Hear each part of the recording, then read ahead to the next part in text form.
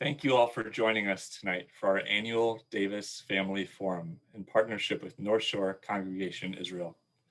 We are so grateful for this continued partnership where we bring outstanding speakers and thought leaders to the Chicago region. And tonight is certainly no exception. We are so delighted to have Dr. Bernice King join us tonight in conversation with Rabbi Wendi Geffen. My name is Lawrence Bolton, and I have the pleasure of serving as the Evelyn R. Green Executive Director of AJC Chicago. AJC is the leading global Jewish advocacy organization. From city halls to Capitol Hill, at the UN and in world capitals, AJC works to advance the well-being and security of the Jewish people and all people of goodwill.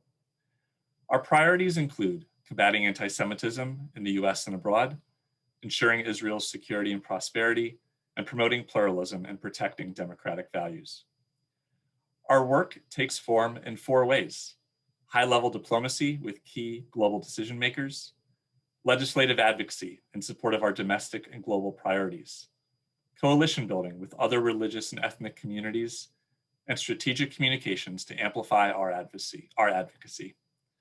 With 24 regional offices in the United States, 12 overseas posts, and 37 international partnerships, AJC's presence and impact can be felt all across the globe. We are a community of 2.6 million and growing each day, which includes the largest social media following of any Jewish organization in the world. We invest in building relationships with leaders at the local, state, national, and international level, both within and outside of the Jewish community. Tonight's program is particularly important to us as it represents an element of our work that we continue to focus on as we do our part in elevating Black and Jewish relations.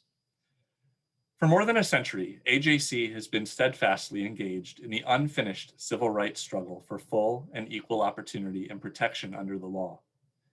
That work continued in 2020.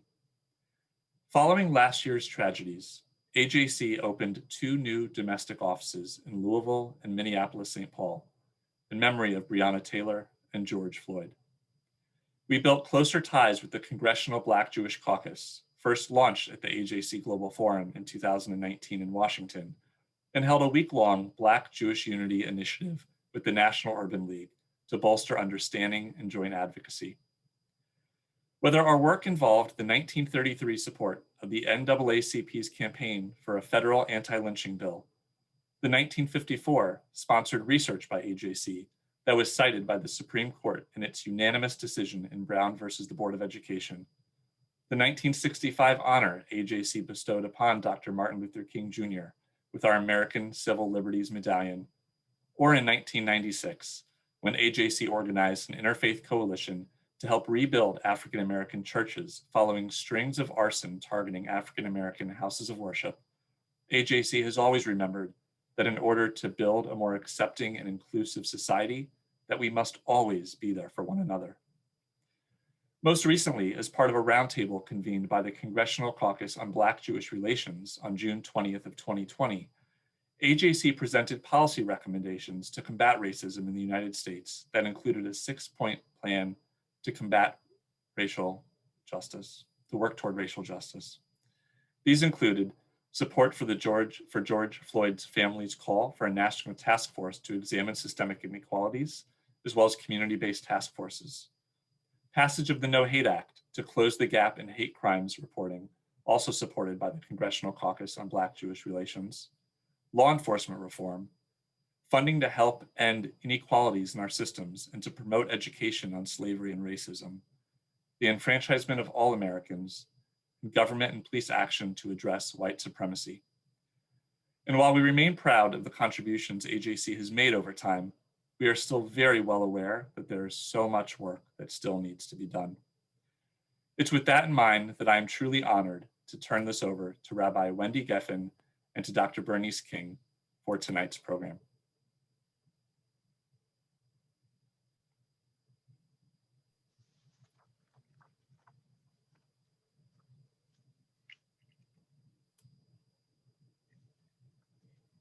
Hi, everyone. I know I speak on behalf of everyone here when I say how grateful I and we are to be with Dr. Bernice King It's my pleasure to get to introduce her to everyone before we jump into some conversation. Dr. King, as I think we all know, is a global thought leader, orator, attorney, peace advocate, and CEO of the King Center, which was founded by her beloved mother, Coretta Scott King. She has really worked to advance her parents' legacy, and in particular, the legacy of Kingian nonviolence, which she has rebranded to be called Nonviolence 365, a compulsory effort to educate and empower youth and adults from around our world. Under her leadership, the center has implemented numerous initiatives such as Camp Now Leadership Academy, Nonviolence 365 trainings, and the beloved community talks, just to name a few. And for any of us who were keeping up with the King Center's most recent weekend of events celebrating Dr. King Day, we saw the expanse of not only the celebration that was brought to bear and the call to action, but really the implementation of this educational opportunity, in particular for youth. There was an entire track dedicated to youth training around Nonviolence 365. Dr. King is an innovative leader dedicated to taking her parents' legacy and teachings, the King Center, and the work of creating a more peaceful, just, and humane world with Nonviolence 365 into a new era. And it is in that new era that we speak tonight. Every opportunity we have, I think, to explore, remember, empower, and move forward is an opportunity for us, God willing, to move forward into this new era. So Dr. King, welcome. Thank you. I wonder if we could just jump in with a framework around, your father's last book, Where Do We Go From Here? It begins with the important question of where are we now? And I'm not sure that we can ever fully imagine where we go from here if we aren't really clear about where we are now. So I wondered if you might share with us your reflections on that question. Where do you think we are now? It's interesting. When he wrote that book, it was 1967, of course, when it was published. And the same very triple evils that he spoke of throughout the book, the triple evils of poverty, racism, and militarism, we are still facing. They are very looming in our country and across the world. And I think the pandemic has revealed to us the kind of fault lines in our racial and economic climate. And so I'd like to look at where we are, or more importantly, where we should go, instead of, being redundant with all the things that people talk about around race and disparities. And, something I know that you all were discussing earlier about all of the racial disparities that we have across the board in our country, and I would probably dare say in the world. We know the whole continent of Africa. There are great disparities between the continent of Africa and even Europe. And so when I think about where we are and where do we kind of shift from here, I look at it as we're at a place of reckoning, redefinition as a nation and a world, determining whether we're going to make the shift that my father talked about, which was the necessary shift of transforming from a thing-driven society to a person-centered society. And that thing can translate into materialistically driven, a money-driven society, to a person-centered society. And if we're going to make that shift, I think the most important thing to understand in this hour is that we need a vision as to where we go collectively. And I think in terms of the Bible, when it says, without a vision, the people perish. And when I look around our nation and the things that have happened, January 6th the insurrection, what happened all last late spring going into the summer with George Floyd, which is a reflection of what's been happening for years in the Black community. When I think about what's happening in our economy, the interpretation of without that vision, there's an interpretation that says people cast off restraint, and that people are not restrained now. It's kind of out of control because there's this lack of vision before the people. And I so appreciate the casting of this notion of unity that has come from the new administration. But really what we are looking toward, and I'd like to offer, is what Dr. King gave us. And that is the beloved community.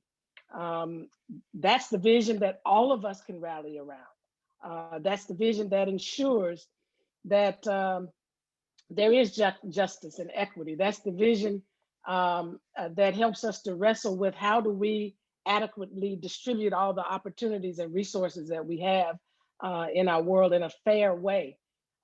It's the vision that calls us all into a place of respecting the value and the dignity and the worth of all human beings. And so that's what I'd like to offer in this conversation, because we need something to rally around. We need something as a long view to keep achieving. We need something to help us kind of define that pathway and the how-to, because otherwise we come to it in all these different directions. But what the beloved community does is it helps us to make sure that we're doing it in a certain manner. Does this, what we're trying to seek to do in terms of combating these triple evils and how they manifest it, are we doing it in a manner that it reflects compassion? Are we doing it in a manner where we're being loved?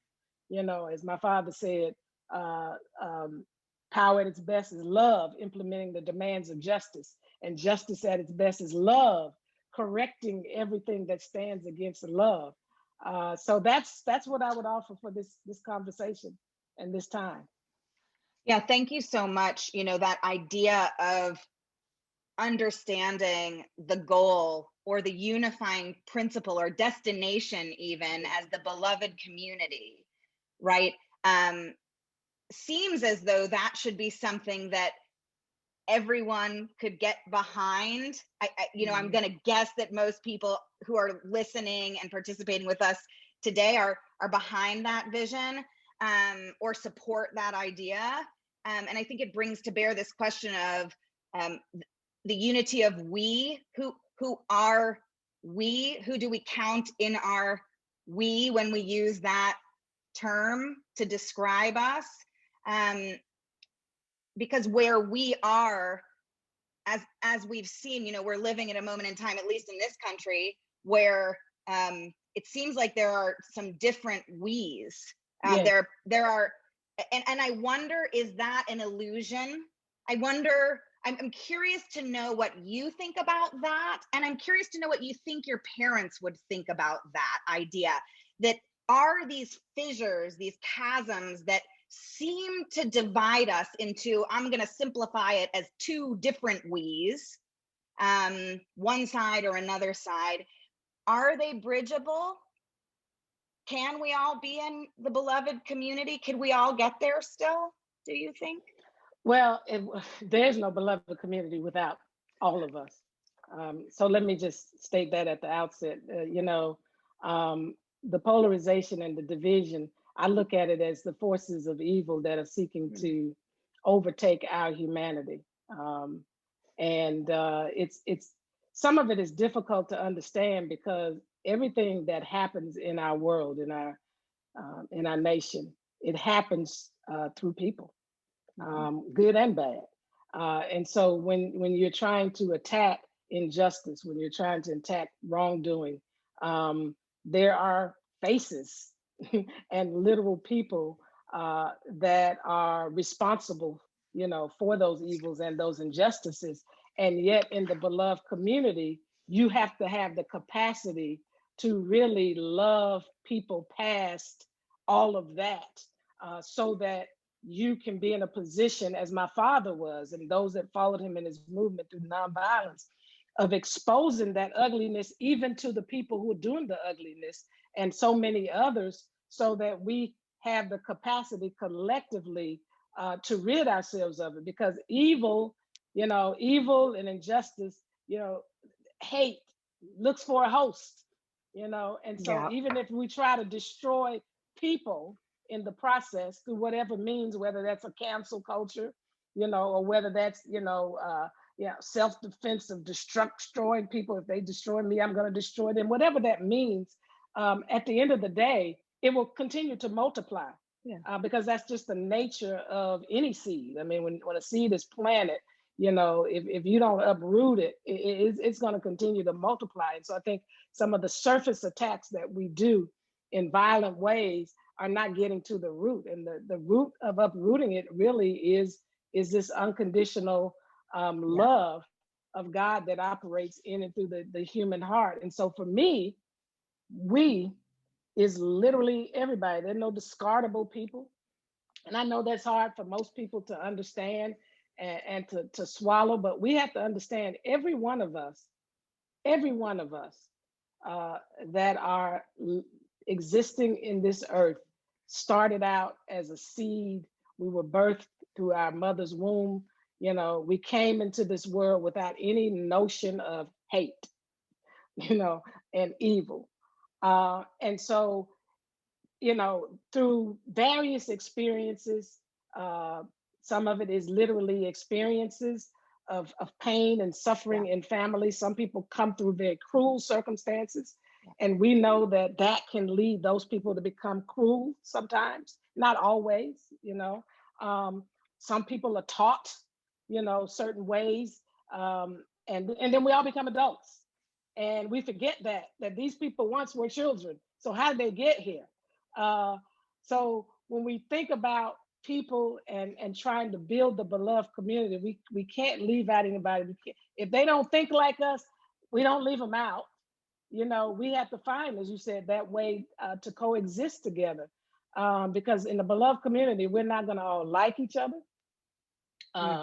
We're not all going to think alike, but we certainly can if we collectively, and it takes person by person, effort by effort to get there. It's not automatic. It's not easy. It's not a utopia, though. I think it's achievable. But if we truly allow love to fuel us, and I'm talking about a really forceful love, as I talked about earlier, and if we really allow ourselves to get in other people's shoes, really seek to understand. We suffer from not understanding the other. We come with many opinions and come out of many experiences, maybe with the other, that weren't always positive. But we have to find a way and rid ourselves of these negative, acts and negative influences. And we have to work on correcting some things.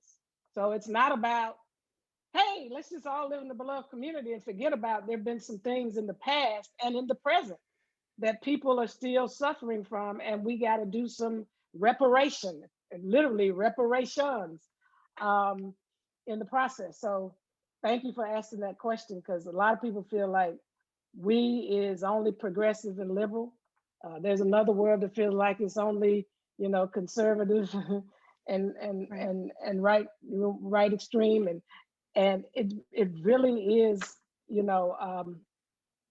all of us. We are all, as Daddy said, I'm gonna say it like my father, we're caught in an inescapable network of mutuality, tied in a single garment of destiny. And what affects one directly, the pandemic showed us that affects all of us indirectly. And I cannot be all that I ought to be till you all that you ought to be, and you can't be all that you ought to be till I'm all that I ought to be. And when we understand that, we will truly function in a collective spirit toward overcoming what's trying to overcome our humanity.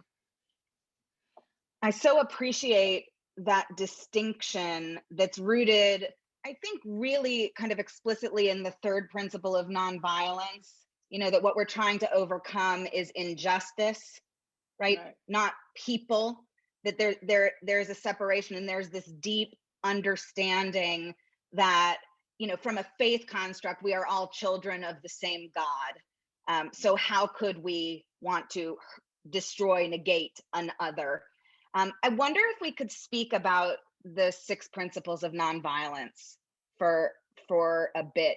It's something that on a personal place for me, I would say has been transformative in my life. I spent my undergraduate years at Emory University, got to be a part of the some of the work of the King Center that they were doing with college students around that time. And really that was when I was introduced to these principles. And certainly they feel most relevant now, but I don't know that everyone talks about them as much as they should, or that people could speak to them as much as they should. I think largely because the language of the collective we of the beloved country lends itself to the principles of nonviolence, but the siloed we of our moment in time lends itself to fear and anger. And defensiveness, I think, to a certain point, you know, and those are I would say that those are things that divide us rather than bring us together. I wanted to share this brief story. I had the good fortune of being in Selma 2.5 years ago, and I learned that after Bloody Sunday, a number of people who were living in Selma and who had come were convening in a church, and there was a tension there because Dr. King and others were teaching these principles of nonviolence after they had suffered so. And the woman who was teaching this to our group, who was there, her name is Joanna Bland, and she was a young girl at the time. And she shared with us that she was learning, she was there to learn, and that at a certain point she had to leave because she was so angry. Understandably, she didn't want to sit and take it. She didn't want to go back on what would be Turnaround Tuesday to be nonviolent again, because it was so hard. And she did, and she was beaten and bloodied both times, on Bloody Sunday and Turnaround Tuesday, and she survived, and speaks to the power and just how courageous a person has to be and the strength that's needed to practice non-violence in its fullest sense. So I wonder if you could speak a little to the strength that's needed today to practice nonviolence and what that might look like for those of us who are here with you right now. Yeah, and I appreciate you sharing that story. First, I want to speak to the issue of the emotions that people feel, real emotions, justified emotions. When something cruel, oppressive, and mean has been done to you, no one can deny those feelings. They have a proper place. What nonviolence does holistically, when you look at the 6 principles, is it gives you an avenue to channel all of those emotions toward an ultimate goal. You know, what makes it different, what makes it difficult for people is when you approach nonviolence individually and not recognize that it is an individual commitment to a greater goal, a greater good for all. And without that recognition and acceptance, it does make it different, because then you approach it as someone did something to me, which was very real, and not denying that. And I've got to do something to defend myself in the same vein that person, attacked me.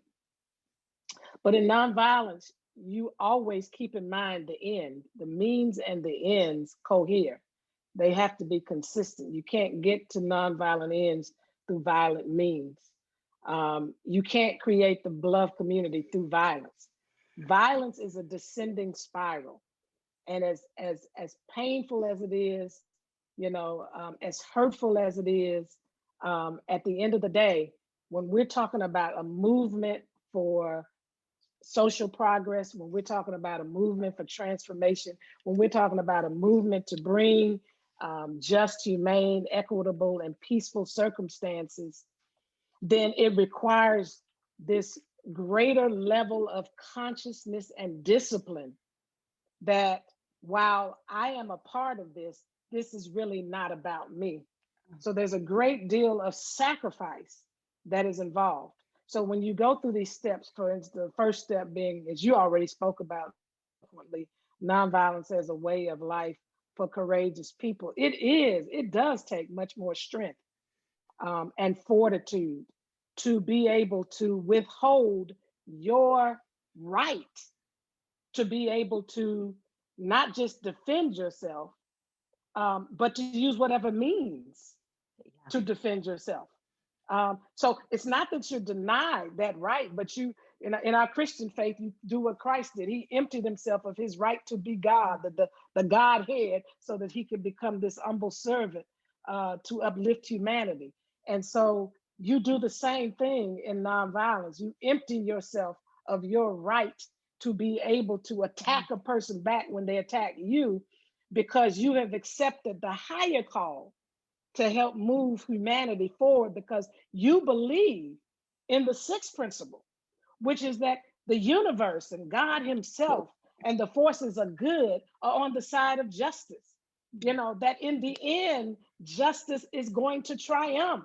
Yes, there's going to be periods of tension and bloodiness, but in nonviolence, there is less. And this has been documented and studied between violent versus nonviolent revolutions. Nonviolent revolutions are less bloody, and they are much more successful to establishing a foundation that can create more of sustainability. Violence, on the other hand, leaves in its wake other seeds of violence only waiting to sprout up and cause a harvest. And so that's what I say to people all the time when they say, well, America was founded in a revolution. I said, yes, but look at America today. So those seeds of violence, they sprout up at some point. So the first principle I just told you, the sixth principle. The second principle is nonviolence seeks to win friendship and understanding. So, it takes a lot. All of this takes strength.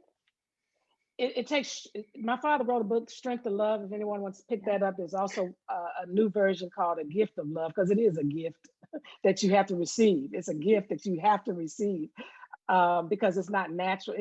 It's not easy for us to love enemies. It's not easy for us to love adversaries, opponents, and people who are bringing harm to us.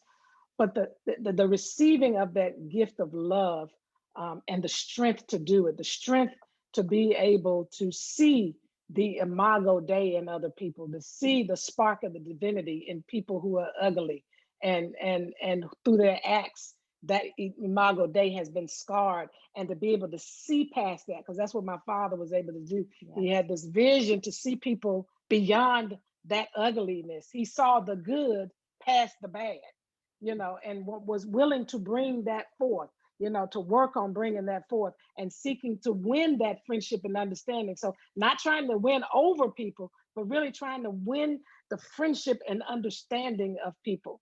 And the reason that is because when people are ugly and brutal, the only way that brutality knows to respond is through brutality. It's attracted to brutality. It's fueled by it. It doesn't know what to do with nonviolence. It confuses it, and so this notion of wow, as brutal, because you can't really be 100% brutal unless there are few people maybe in the world who've had pure evil. But again, we got to go back to the beginning of how a person got to that place of that kind of almost lack of consciousness as an adult. Something happened terrible in their childhood, and so you have this this greater capacity to kind of call that good forth out of that brutalness. And when you're nonviolent, the person kind of has to look at a mirror and see, golly, this is horrible. And so that's, when I think about what happened on Capitol Hill, I went through a lot of different thoughts, but where I landed in the end, after we do what's necessary, in terms of accountability, because that is absolutely necessary. What do we do next? Right. 75 plus people who voted for, supported President Trump, they're still a part of the beloved community. They're still very disgruntled. They still feel estranged, alienated, and they still are caught up in their perspectives. Do we just leave that out there? Or do some of us feel compelled, who understand nonviolence, and feel called to create true unity, to really cross the lines and connect? Some people have done that, and they've seen tremendous results. And I don't mean to take as much time, but I think this is important. Take. Okay, Daryl Davis in Maryland, befriended the Klan. Yeah. He said, how can a person hate me and they don't know me? Because that's what Daddy said. People hate each other because they fear each other. They fear each other because they don't know each other. They don't know each other because they don't communicate with each other. And that's a whole lesson in communication, what that entails, which listening is a great part, active listening, not listening for my next opinion or thought, but really listening to hear where this person is coming from and hearing how they arrive where they are. And then they don't communicate with each other because they're separated. And so as long as we remain separated in our silos, as you spoke about, as long as we don't seek to penetrate and win friendship and understanding, we're going to just continue to tear ourselves apart and become even more divided, more polarized, and may become uncivilized. So these principles are very important to guide us through how do we connect with these people. Third is, or connect with each other. Third is nonviolent seeks, you spoke about earlier, seeks to defeat injustice and not people. That also, has to do with language. When we're trying to navigate through the world of social media, and when we're trying to articulate, the wrongdoing, we're trying to speak truth to power. We have to kind of be careful of the language that we use, because the focus really is on injustice. You're not trying to diminish, destroy, demoralize the people. Again, the tendency to do that is really our ego. We're driven, we're driven by ego unless we have that kind of super ego, and have that kind of level of discipline and consciousness, not to feel the need to prove somebody wrong and I'm right. But really to be in a place, in a position of humility, again, to want to see this kind of common pathway forward and addressing the injustices. So we got to do this, because if we're going to correct anything in this country, it's going to take people to correct it. We talk about systemic racism. The systemic racism is a reflection of the people who created those systems. So something's got to happen to the people in order to create a new process. And I don't even like to say systems. I wish we can go forward and not create more systems, but we create, protocols of how we engage each other. And then, so that nonviolence seeks to defeat injustice and not people. That means you are willing to take the blows, attacks. And that's not easy. No.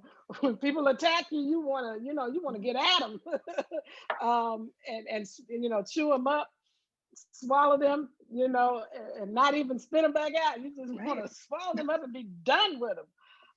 But nonviolence, you don't do that, because again, the ultimate goal is the beloved community. The ultimate goal is reconciliation.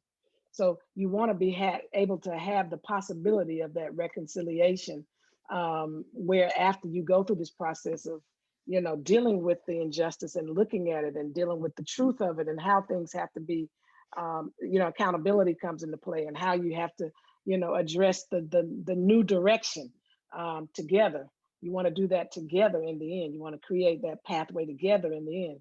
And then the fourth one, which is hard for so many people, is nonviolence believes that voluntary, and that's a key word here, voluntary suffering can educate and transform, or as we like to say, unearned, unearned voluntary suffering is redemptive. And I use John Lewis so often in that, you know, when he was on that bridge, you know, fighting for the preservation of the right to vote, and fighting to ensure the expansion and all of the barriers were removed from the right to vote for African Americans. He probably wasn't thinking about, I'm going to run for Congress one day. He was just thinking about, I want to make sure that we as a people have the right that everybody else, that the majority group has. And he was beaten, bloodied, as you talked about your friend twice. But look what reward and redemption came from all of this. John Lewis serving in two serving as an African American congressman at the time when we elected the first African American or president for 2 terms. I mean, wow. And sometimes it may not directly come to you, but it happens. You don't suffer for suffering's sake. You know, there's always outcomes that are positive and that move forward, because nonviolence breaks the backbone of violence.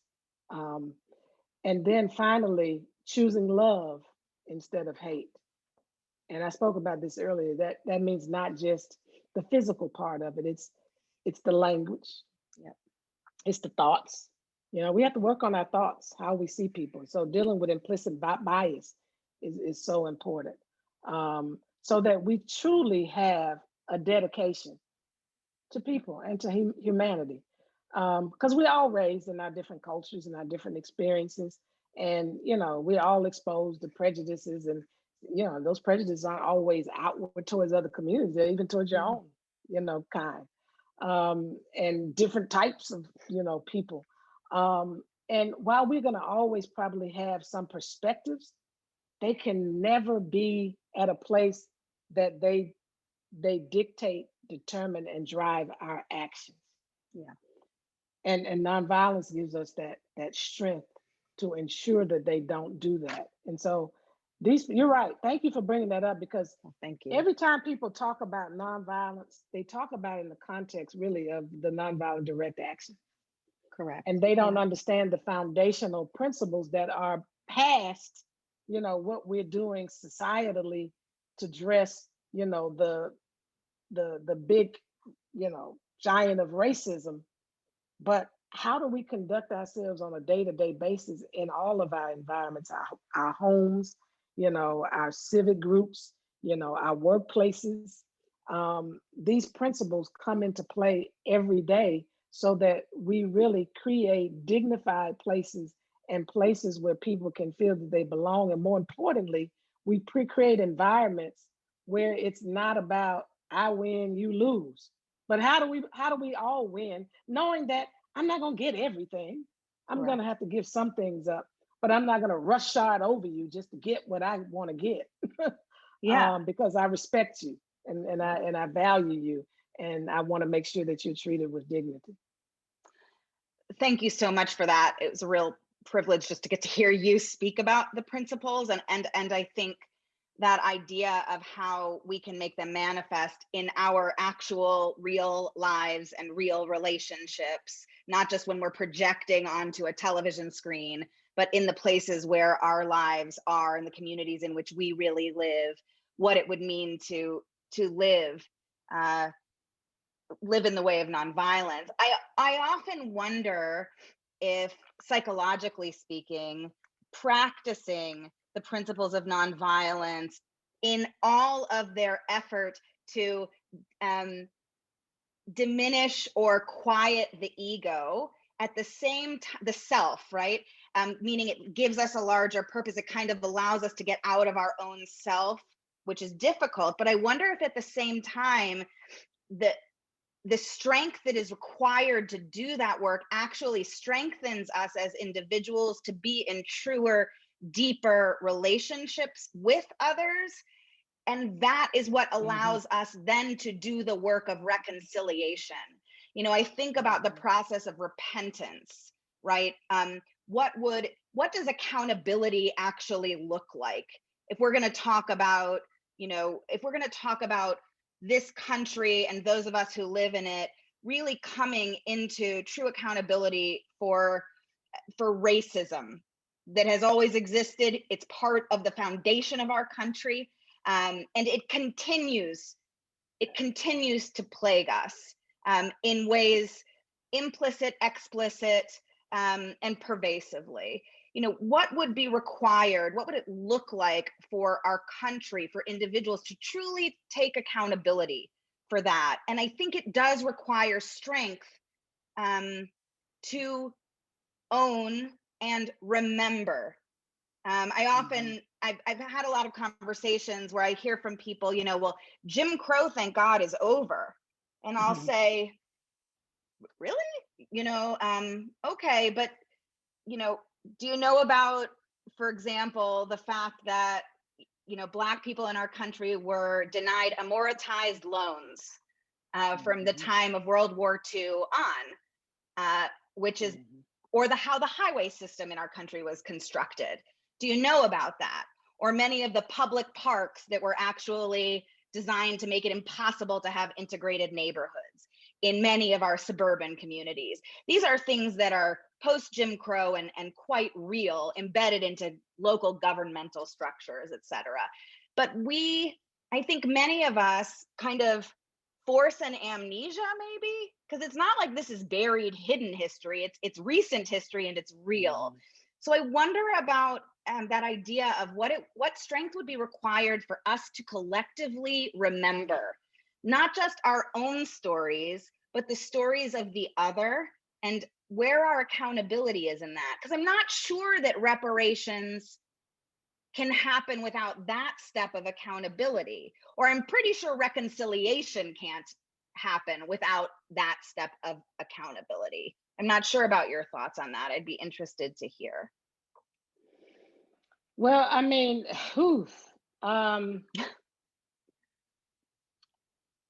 there's a massive amount of education that's going to have to be done in this country overall, from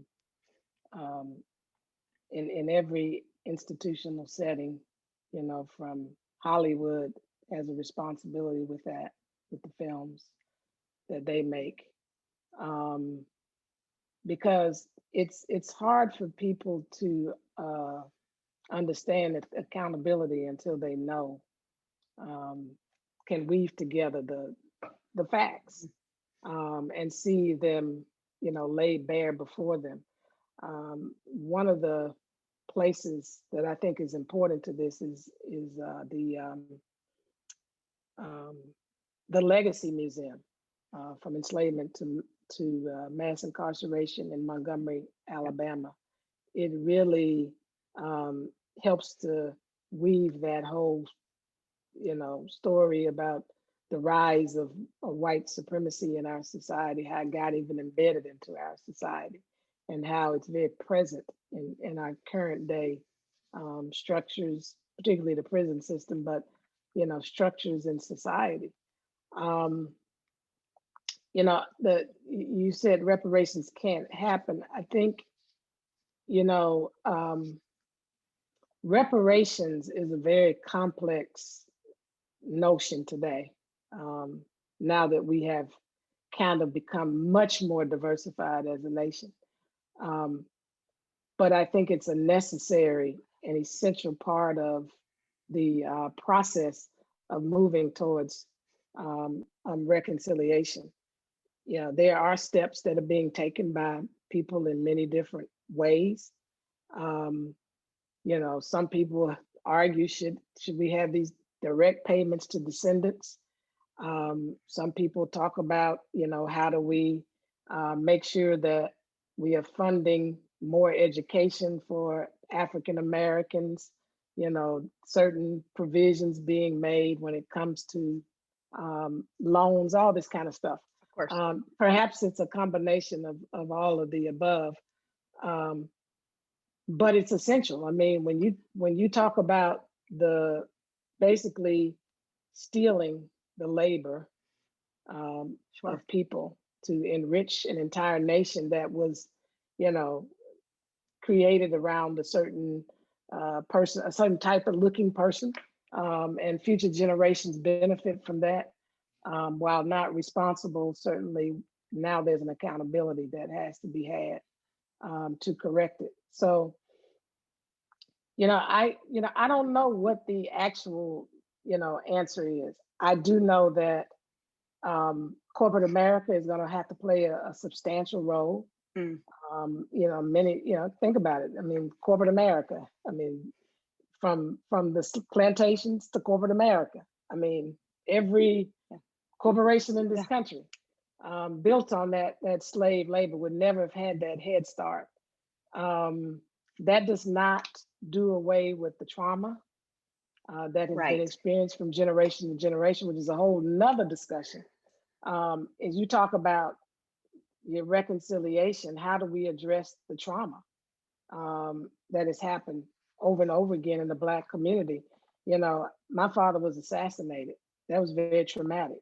My father, from my family's side of the story, it wasn't James L. Ray. So you're dealing with kids who grew up and eventually understood that there was a broad conspiracy around killing my father. Can you imagine the trauma that we have carried all of our lives? And what it does when we see innocent lives like my father being taken away, like George Floyd, what that re-triggers, just as, within the Jewish community, when you see horrendous things that happen within your community, anti-Semitic things and the things you see in other communities, what it does to re-trigger stuff. America has to spend some time on trauma and we gotta fund it. You invest in it, in a mass way. And I don't know where that begins because some of us are so much older now. And where do we start? Do we start at the elementary, high, middle, and high school? Do we start at college? Do we start in corporate America? I don't know. But all these are important questions that we all have to keep wrestling with to get there. Yeah, thank you so much. And I didn't mean to imply that you have to know, so I would never want to put that I know. Yeah, onto you. And I would just say that I think that that sort of like what has to happen first. Is it the emotional, psychological reckoning? Is it the reparation, the concrete reparation, reparative work? I don't know either. It's a question that I have in terms of a process of healing. Maybe it doesn't matter. Maybe just something has to happen and it will trigger the other. And I think it's a parallel track. I mean, the bleeding is so profuse now that we've got to stop it. There's an entire generation that frankly is very angry. They're tired of the injustice. They're tired of the inequities. They're tired of white supremacy, patriarchy. They're sick of it at this point. And they want something tangible to happen. They want cops to stop, police officers to stop killing Black folks, just like it's a pastime. They want to make sure that there's fairness and equity, and catch up. There's a lot of catch up that has to be done, to do away with the chasm of income, the gap in income, the gap in wealth creation, the health disparities, and it's hard because when you start talking about catching up, because that's what equity is. Equity is not sameness. It's not equality, whereas you get 5, I get 5.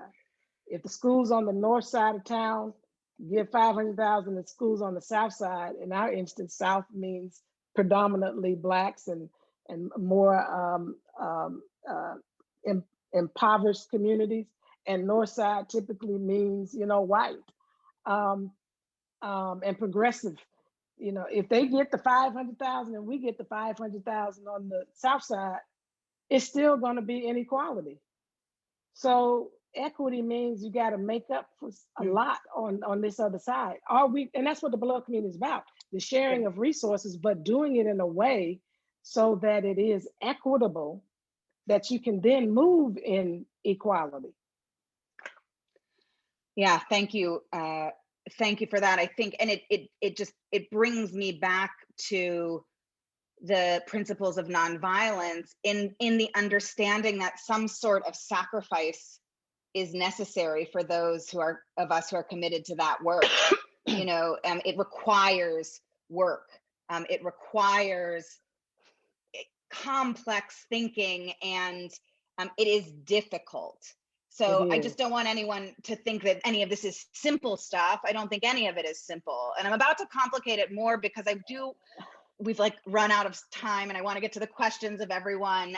But a number of the questions that people asked in advance do have to do with, what can we do between the Black community and the Jewish community to bring us closer together, to create proximity that, Brian Stevenson talks a lot about proximity, for example, as the way that we can begin maybe to take some of these steps together. And if we don't have it, then we can't hope to really accomplish much. So what can we do to get more proximate? This assumes that, I don't know how we could possibly speak of there is just one Jewish community and one Black community. Right, obviously our communities themselves are rich, also severed. It's complicated, but just for the purposes of our conversation, maybe to simplify it, I know you were in conversation with Susanna Heschel recently, the other day, which was so powerful to witness. So I wonder what we can talk about. People will often cite Dr. King marching hand in hand with Abraham Joshua Heschel, but that was over half a century ago. So what does that kind of partnership look like today? I think it's about strategy. I think it's about organization and plan. One of the messages that I consistently convey, kind of like John the Baptist had one message: repent, the kingdom of heaven is at hand. My message has been, Martin Luther King said to us in 1967, the nettlesome task is to discover how to organize our strength into compelling power. That's where we are, as fragmented as we find ourselves. That hard work is really about laying aside, the individual pursuits that everybody's engaged in. It's the work that Nehemiah did when he brought all of those people together, and everybody was assigned to certain places and they were doing that great work. But there's one part in that scripture that talks about the work being expansive and everybody being widely separated on the wall. But when you hear the sound of the trumpet, come together. And then our God will fight for us. We have to understand the work that we're undertaking is going to take more than our human ingenuity. It's also going to take the power of God. And so we have to be courageous enough and humble enough to know that as we organize all of these different entities together, looking at the strengths of different entities, organizations, and pulling together a plan that is not just for a moment, but for several years, like companies plan 3 years, 5 years, strategic plan. We have to come up with a strategic plan for advancing humanity around critical issues, and not see it as my issue versus your issue, but these are issues that are facing our humanity and threatening to undermine our democracy. And really, leaning in and digging in and having, like you said, these critical conversations to come up with that plan. And then, from there, really seeking to implement the plan, which to me a massive part of it is re-educating people. You know, if the Jewish community and the Black community, just through our own stories of persecution, could really come together in a 2-3 year massive education, using every means of communication to really educate our communities collectively, because this is what it looks like, you know, when we let the forces, you know, of evil separate and divide us. And so when we do that education and awaken people, because what has been happening lately is we were slowed down enough to see finally what's always been there. But with George Floyd as like the Emmett Till moment, the Birmingham with the students with the water hoses moment, you know, where, you know, everybody was, you know, arrested by what was happening with him, and caused people to realize we have some serious issues. And now let's go deeper, because that's an act, but we got to look at these systems and structures we have. But first we got to educate people to sensitize them. Because, you know, as Daddy said, nothing in all the world is more dangerous than conscientious stupidity and sincere ignorance. And there's a lot of sincere ignorance. So. Yeah, thank you. I'm really inspired by that idea of what would it look like for the Jewish community, or whatever parts of it could mobilize themselves, and the Black community, or whatever parts of it could mobilize itself and themselves to work together to share our narratives, not just of our shared trauma experiences, but I think also, like, wouldn't it be incredible if we could make a blueprint for the beloved community together? Yeah. You know, I think the Jewish community maybe has its vision of the beloved community. And I imagine the Black community has its vision of the beloved community. But I don't know if we've ever shown each other the blueprints recently to see, you know, where do they align? Where do we need to tweak? And then could that work be expanded? There's something really powerful about the potential of that kind of work. Thank you for inspiring us with that possibility of collaborative sharing and visioning. Really, thank you. Yeah. So Dr. King, we have making it ongoing. That's the issue. Correct. We kind of do these one-offs.